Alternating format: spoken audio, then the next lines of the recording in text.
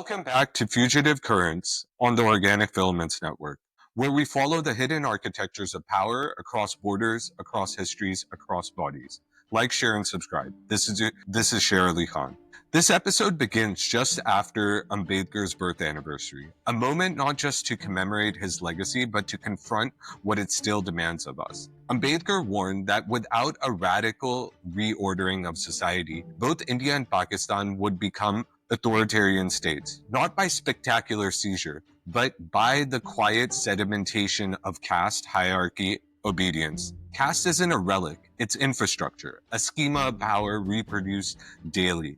It arranges the body and its proximity to others. It governs in gestures, silences, refusals, in who eats last, and who is never heard, in who disappears, and who is never allowed to appear. This is how authoritarianism survives, not through law alone, but through the ordinary, not as an aberration, but as an extension of authoritarian social structures embedded in everyday life. In rituals mistaken for respect, in silence that mimics peace. It thrives in the familial, in affective loyalties, in the space between touch and withdrawal, where power appears not as force, but as feelings. Two states, partition, named apart, but cut through the same arrangement.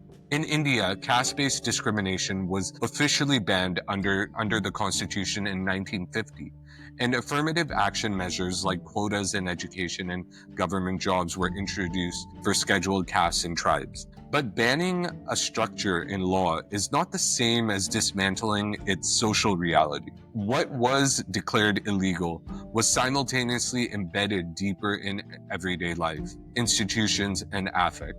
In Pakistan, caste was denied through the claim that Islam abolishes hierarchy. But it was obscured, not erased. It folded into biradri, class, sect, and occupation. Unlike India, where caste is often tied to Brahmin supremacy, in Pakistan, it's taken on a different green hue, ritualistic, familial, and religious, sanctioned not by scripture, but by custom. Caste persists even as its existence is denied. The structure survives, segregate, sanctify, obey, disappear. The flags changed, the rituals changed, the cartographies changed, the logic didn't. Ambedkar never romanticized the nationalist struggle. He didn't mistake independence for transformation. He saw the Congress movement as a consolidation of upper caste dominance under the guise of freedom. A transfer of power that left the underlying arrangements untouched. Those quiet agreements about who belongs where, who gets to speak, who must stay in their place. He asked, who is allowed to grieve? Who is believed? Who is punished for remembering? You can write a constitution, you can hold elections, but if caste survives, the state is only a reenactment of the past. You cannot build anything on the foundations of caste. Anything that you build on those foundations will crack, he said. This is Ambedkar's confrontation with the illusion of reform. The structure of caste is not a flaw to be fixed. It is the foundation. And if the foundation itself is violence, no system built atop it, no matter how constitutional, can escape collapse. That crack is not a metaphor. It is material. It is the exposed condition of life for those who were never meant to survive in this structure. He writes, political revolutions have always been preceded by social and religious revolutions. The emancipation of the mind and the soul is a necessary preliminary for the political expansion of the people. And here's the thing, neither India nor Pakistan have ever had that revolution. They had new rulers, new uniforms, new slogans, but the social order, the embodied choreography of who belongs remained. This is why Ambedkar refused to reduce the struggle to abolition. Abolition removes the structure. Annihilation confronts the worldview, the metaphysics, the sensibility, the belief system that naturalizes inequality. You can strike caste from law, but if it lingers in your dinner table, your marriage, your mosque, your temple, it survives. Ambedkar refused to be absorbed into the nationalist consensus.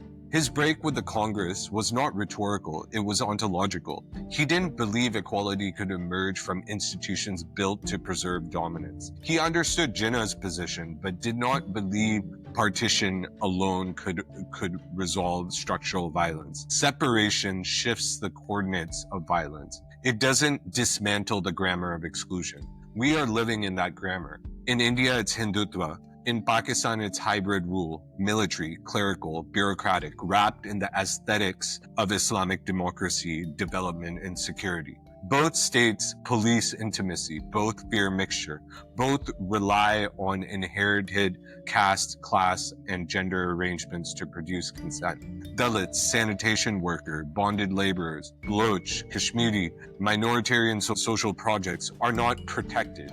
They are positioned as excess. Their refusal criminalized. Their survival made conditional. This is not exceptional violence. This is the logic of the everyday. This is how authoritarianism appears, not in tanks, but in timing. In who gets to speak first, in whose grief is legible, in whose life is made as loss. Power does not always declare itself. It embeds. It appears as custom, as moral duty, as economic rationality, as religious inheritance. It is not only enforced, it is arranged. Critical theorist Pavanelli writes about power as cruddy, recursive, affective, intimate.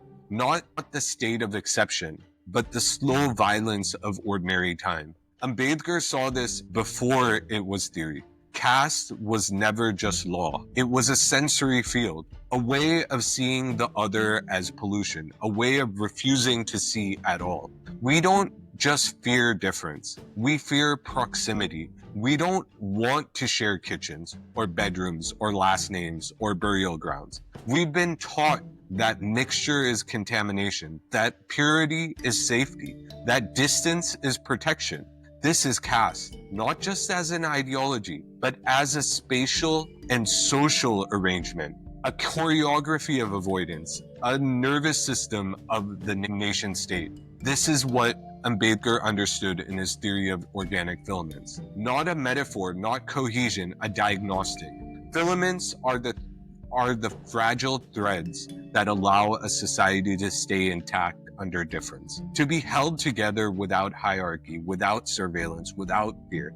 Caste cuts them, replaces contact with control, turns intimacy into punishment. To trace filaments is to study what allows people to be near each other without domination. To study where the fabric unravels, where society ceases to be possible without violence. This is what makes annihilation a precondition, not a demand.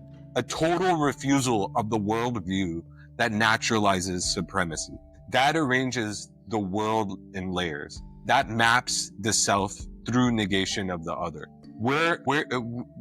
We are not only talking about reform or rights or representation. We're talking about refusing the very social logics that make those things function as decorum, while violence persists beneath them. The work is not to soften the edges of the state.